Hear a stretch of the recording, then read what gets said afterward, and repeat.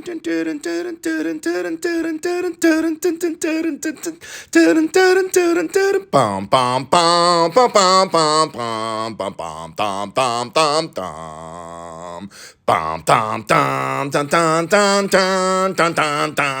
dum dum.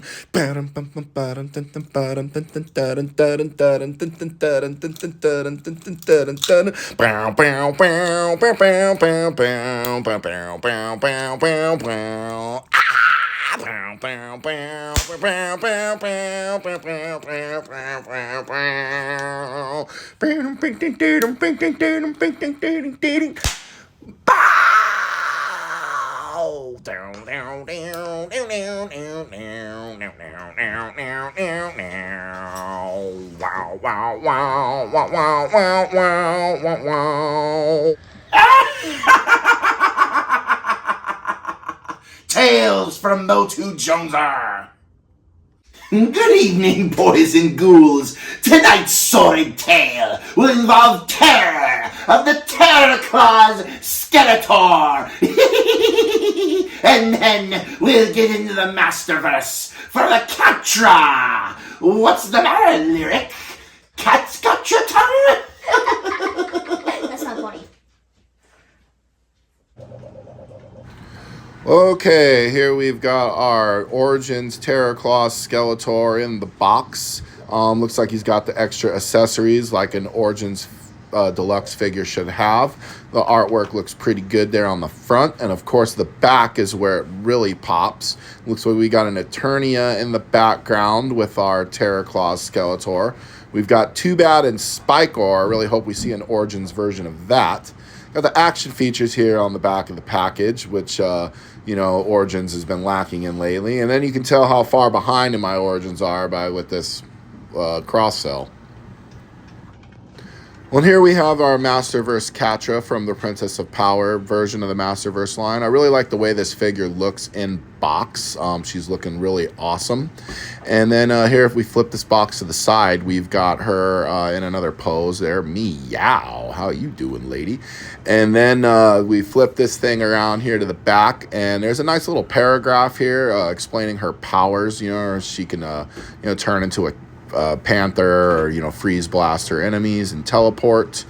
I really enjoy this figure, so let's get them out of the box. Okay, we got Terror Claws out of the package, and he is looking snazzy. Now, we did our little Tales from the Crypt style video here because I got this guy probably back in October, and that was an idea I had for him back then. And, it's just, that goes to show you how far behind I am in making videos. And then Catra just got thrown into this because that's how far behind we are. I figured two cat scratching people. One thing of note, this comic got more or less destroyed the way it was packaged into the bubble. It was right here into the glue. So when you pulled the bubble off, you destroyed the comic. So that wasn't very cool, but I've probably got a couple different versions of these anyway, so no big loss. He comes with an additional staff, so I've probably got 4 or 5 of those, and another gripping hand, which we've got more of those. One of these little doodads that tells you which parts are removable, which is basically just feet, hands, and the head, because of the action feature, which Lyric is about to demonstrate. And here's an alternate head. I think this one's new. I do kind of like it. Doesn't he look kind of evil? Evil. Lyric's gonna activate his action feature here. So, hold on, bud. You got to be in front of the camera. He's in the way. Okay, we'll back up here, and then you. Fever, disco fever. Yeah, he oots oots and then Terror Claws Skeletor will do a terror dance moves. Go. Disco fever, ooh, it's disco fever, it's disco fever, yeah! He's Terror Claws Skeletor, woo! Okay, and now we've got Catra out of the box, and she is looking pretty darn awesome. I'd have to say I really, really like the figure out of box. These fingernails on her, I don't see if you could see that. are very cool. The way they're painted and whatnot. They give her that scratchy deal. And she comes with 2 gripping hands, which she's going to need for her weapons. So let's see if we can pop these off and get the gripping hands on her, so we can put the freeze staff or whatever, her magic wand deal, in her hand. We'll get this other gripping hand in, and we can get her to hold her shield here. Oh, what a pain in the tuchus that is. All right. There we go. I'd have to say she looks pretty awesome. You know, that shield's got a really cool design. It reminds me a lot of the vintage. My sister had these figures. I do not collect She-Ra Princess of Power figures, but you know, it's one of the things in the vintage line that I have not dedicated myself to. Maybe I'm going to get around to it, which would be very fun, very cool. I really like that they added the Horde symbol design to her costume. I don't think the vintage had that at all.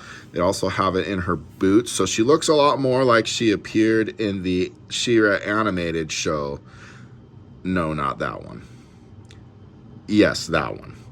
And you know, one more thing to note, you know, this cape, I think it's very cool. I love the purple, the color on it. Masterverse has always done very well with their soft goods.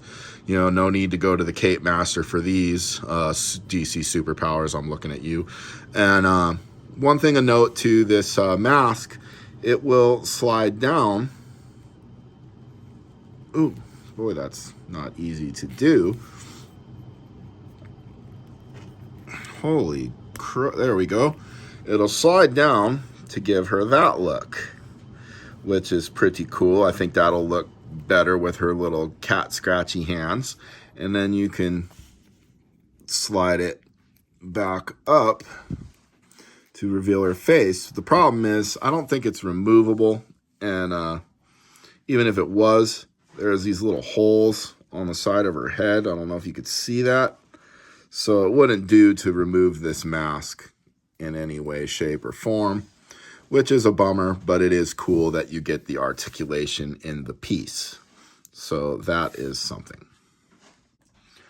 One more quick thing I always forget to point out about these Masterverse figures, and that I think that makes them the superior packaging in toy collecting these days, is that once you've taken them out of box, you can very easily slap them right back in the box they came from.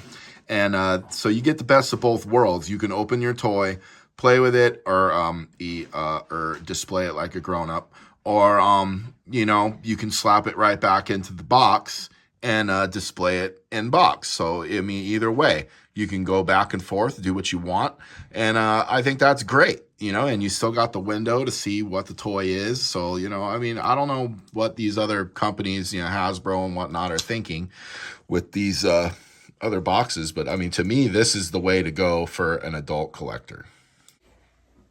All right, there was our twofer, and they're probably going to get some more twofers in the future here as I'm still behind. That was the last Origins figure I had to open, with the exception, I guess, of the Mattel Creations Camo Con, which has been sitting in my pile of to-do for forever. But we've also got Roton here, which we have not gotten to.